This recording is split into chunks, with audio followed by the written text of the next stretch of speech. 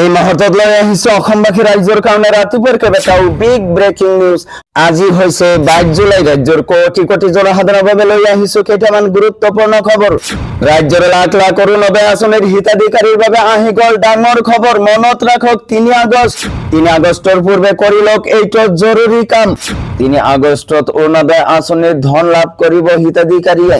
অৰুণোদয়ৰ ধন লাভ কৰাৰ পূৰ্বে কৰি লওক এইটো জৰুৰী কাম, অন্যথা বঞ্চিত হ'ব অৰুণোদয় আঁচনিৰ ধন লাভ কৰাৰ পৰা।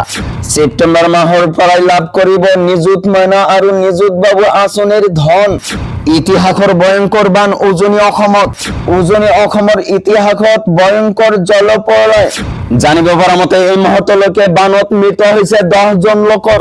লগতে অসম তথা ভাৰতবৰ্ষৰ বিভিন্ন প্ৰান্তৰ পৰা যোগত কৰা হৈছে কেইবাটাও গুৰুত্বপূৰ্ণ খবৰ। গতিকে এনেবোৰ খবৰ পাই থাকিবলৈ চেনেলটো সাবস্ক্ৰাইব কৰি ভিডিঅ'টোত এটা লাইক কৰিবলৈ নাপাহৰিব। হয় বন্ধু বান্ধৱীসকল, আজি আমাৰ প্ৰথমটো খবৰ খুবেই গুৰুত্বপূৰ্ণ খবৰ। লগতে অসমবাসী ৰাইজৰ কাৰণে এটা ডাঙৰ খবৰ। ৰাজ্যৰ লাখ লাখ অৰুণোদয় আঁচনিৰ হিতাধিকাৰীৰ বাবে আহি গ'ল ডাঙৰ খবৰ। 3 আগষ্টৰ পৰা পুনৰ আৰম্ভ হ'ব অৰুণোদয় আঁচনি। সভাৰ জৰিয়তে নতুন চৰকাৰে প্ৰদান কৰিব অৰুণোদয় আঁচনিৰ প্ৰথম কিস্তিৰ ধন। অৰুণোদয়ৰ ধন লাভৰ পূৰ্বে কৰি লওক এইটো জৰুৰী কাম, অন্যথা বঞ্চিত হ'ব অৰুণোদয় আঁচনিৰ ধন লাভ কৰাৰ পৰা। আজি এই বেংক একাউণ্টৰ সৈতে লিংক কৰক আধাৰ কাৰ্ড, অন্যথা কৰ্তন হ'ব পাৰে তালিকাত থকা হিতাধিকাৰীৰ নাম।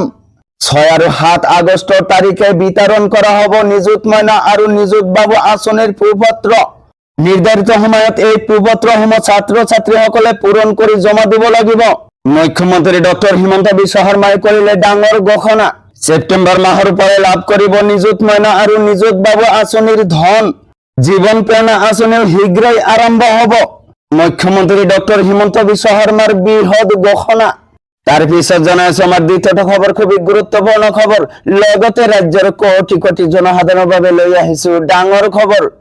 নাগালেণ্ডৰ মন জিলাত ভয়ংকৰ ডাবৰ বিস্ফোৰণৰ ফলত উজনি অসমৰ জলপ্ৰলয়। ৰাজ্যৰ 16খন জিলাৰ 794খন গাঁও বানৰ কবলত। ইতিহাসত ভয়ংকৰ বান উজনি অসমত।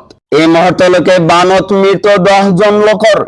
3,62,933 গৰাকী বানৰ কবলত।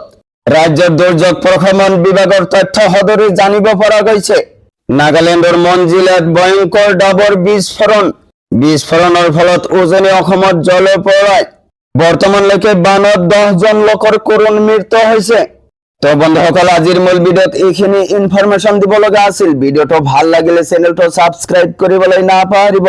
আৰু যদি ফেচবুকত চাই আছে তেনেহ'লে পেজটো ফলো কৰি লগত থাকিব। So thank you for watching full video'.